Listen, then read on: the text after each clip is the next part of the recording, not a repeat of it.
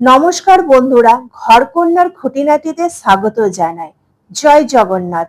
আজ হাজির হয়ে গেছি একটি নতুন ব্লগ ভিডিও নিয়ে তোমাদের সাথে। আজ সপরিবারে বেরিয়ে পড়েছি জগন্নাথ দর্শন করতে। দুর্গাপুরে কিভাবে রথযাত্রা পালন হয় সেটাই তোমাদের সাথে শেয়ার করব এই ভিডিওর মাধ্যমে। ভিডিওটি পুরো দেখার অনুরোধ রইল, স্কিপ করবে না। এটি একটি দুর্গাপুরের জগন্নাথ দেব মন্দির।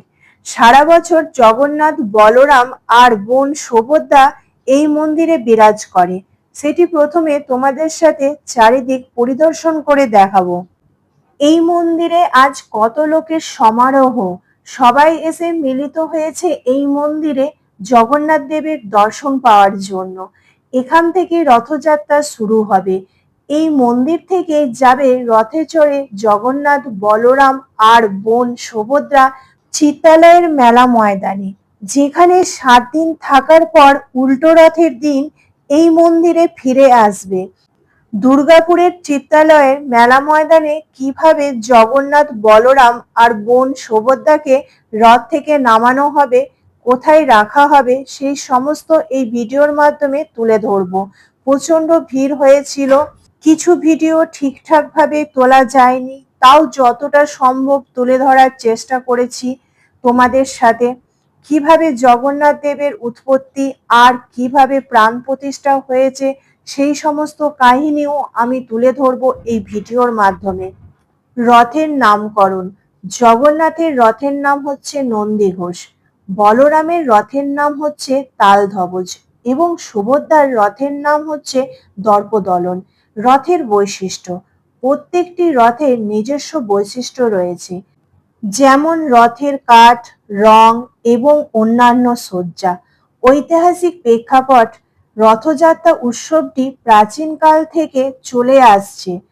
ঋগ্বেদ ও অথর্ববেদেও এই রথযাত্রার উল্লেখ পাওয়া যায়। কথায় আছে, বাঙালির 12 মাসে 13 পার্বণ, আর সেই 13 পার্বণের একটি পার্বণ হলো রথযাত্রা। এই রথযাত্রার উৎপত্তি পুরীর জগন্নাথ মন্দির থেকে। আজ আমরা জানবো জগন্নাথ মন্দিরের সেই কাহিনী। তবে তার আগে আমাদের জানতে হবে জগন্নাথ মন্দিরের ইতিহাস। কিভাবে তৈরি হয়েছিল জগন্নাথ মন্দির, কি বা তার উৎস, সেই মন্দিরের রহস্যই বা কি? এই কাহিনীর উৎস দ্বাপর যুগে ভগবান শ্রীকৃষ্ণের মৃত্যুর পর থেকে। কৃষ্ণের মৃত্যুর পর যখন অর্জুন দ্বারকাতে আসে, তখন যদু বংশের শেষ হয়েছে।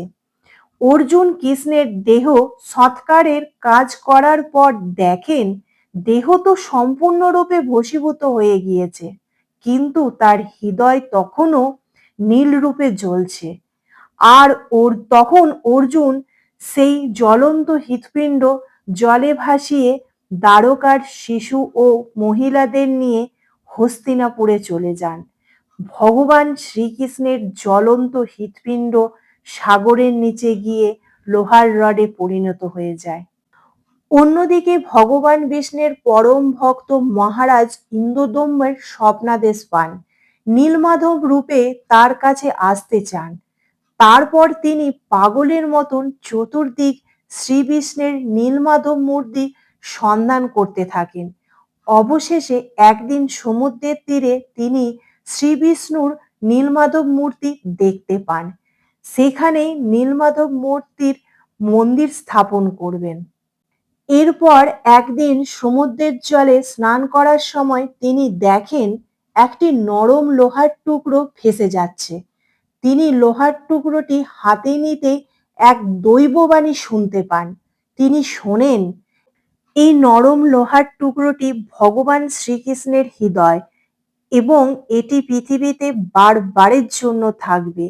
এই টুকরোটি যেন জগন্নাথ দেবের মূর্তির মধ্যে স্থাপন করা হয়, আর এমনভাবে এটি করতে হবে যাতে তা কোনোদিন কারো নজরে না আসে। রাজা ইন্দ্রদম্ব সেই টুকরোটি নিয়ে নীলমাধব মন্দিরের মধ্যে রাখেন, কিন্তু এরপর থেকে তার চিন্তা আরো বাড়তে থাকে, এই ভেবে যে কিভাবে জগন্নাথ দেবের মূর্তি তৈরি হবে। এরপর তিনি আবারও একদিন স্বপ্নাদেশ পান যে সমুদ্রে ভেসে আসা কাঠ দিয়েই জগন্নাথ দেবের মূর্তি তৈরি করতে হবে। পরের দিন তিনি দেখেন সমুদ্রে 3টি কাঠ ভেসে এসেছে। তিনি সেই কাঠগুলি সংগ্রহ করেন, কিন্তু তাতেও তার চিন্তা দূর হয় না, কারণ তিনি ভাবেন যে কোনো মূর্তি সাধারণত ধাতু এবং পাথর দিয়েই তৈরি হয়, কাঠ দিয়ে তখনও কোনো দেবদেবীর মূর্তি তৈরি হয়নি। তাহলে তিনি কিভাবে সেই মূর্তি বানাবেন? এমন সময় হঠাৎ করে এক ব্রাহ্মণ সেখানে উপস্থিত হন। তিনি নিজেই কাঠ নিয়ে মূর্তি বানানোর দায়িত্ব রাজার কাছ থেকে চেয়ে নেন। শুধু একটাই শর্ত তিনি রাজাকে দেন যে যতদিন তিনি এই মূর্তি বানানোর কাজ করবেন ততদিন ঘরের দরজা বন্ধ থাকবে, কেউ যেন তার ঘরের দরজা না খোলে। যদি দরজা খোলা হয় তাহলে মূর্তি বানানোর কাজ অসম্পূর্ণ থেকে যাবে। ব্রাহ্মণের শর্তে রাজি হয়ে যান রাজা ইন্দ্রদ্যম্ন। ফলে মূর্তি বানানোর কাজ শুরু হয়। রাজা প্রতিদিন মূর্তি বানানোর ঘরের কাছে দাঁড়াতেন এবং বাইরে থেকে আওয়াজ শুনতে পেতেন। এইভাবে 7 দিন কেটে যাওয়ার পর রাজা একদিন বাইরের দরজায় থাকাকালীন মূর্তি তৈরির আওয়াজ বন্ধ হয়ে যায়। ধৈর্য সামলাতে না পেরে সেই বন্ধ ঘরের দরজা খুলে ফেলতেই ঢুকে পড়েন রানী তপসিয়া। তখনই তিনি দেখেন যে সেখানে কাঠমিস্ত্রি নেই এবং মূর্তি নির্মাণের কাজও সম্পূর্ণ হয়নি।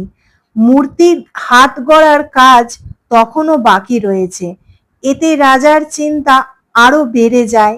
তিনি ভাবতে থাকেন এই অসম্পূর্ণ মূর্তি কিভাবে সম্পূর্ণ হবে, আর সম্পূর্ণ না হলে তা পুজো হবে কিভাবে।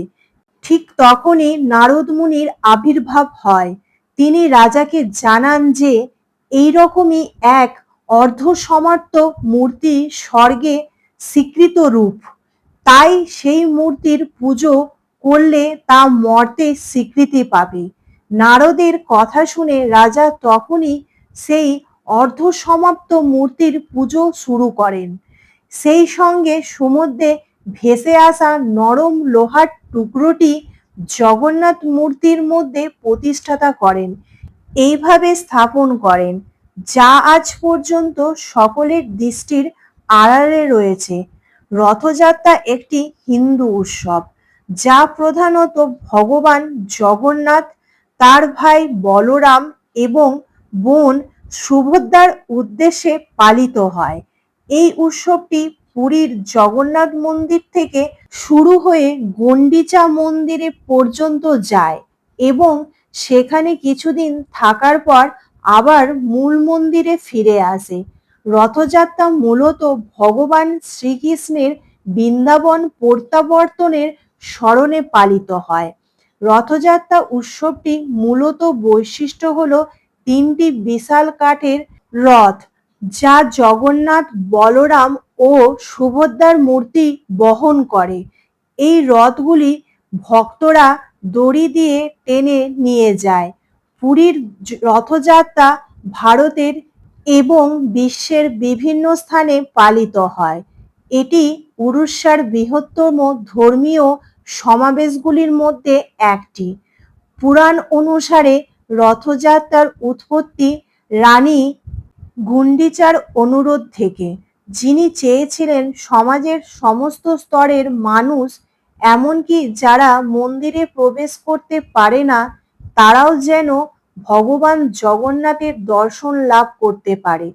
এই উৎসবটি ভগবান জগন্নাথের প্রতি ভক্তি এবং ভালোবাসার প্রতীক। এই রথযাত্রার ভিডিওটি এখানে শেষ করছি। যদি ভিডিওটি ভালো লেগে থাকে তাহলে অবশ্যই লাইক করবে, কমেন্ট করে জানাবে কেমন লাগলো। চ্যানেলে নতুন হলে চ্যানেলটি সাবস্ক্রাইব করে নেওয়ার অনুরোধ রইল। পাশে থাকা বেল আইকনটি অবশ্যই প্রেস করে দেবে, তাহলে আমি চ্যানেলে নতুন কোনো ভিডিও দিলে খুব তাড়াতাড়ি তোমাদের কাছে পৌঁছে যাবে। আবার দেখা হবে তোমাদের সাথে নতুন একটি ভিডিও নিয়ে।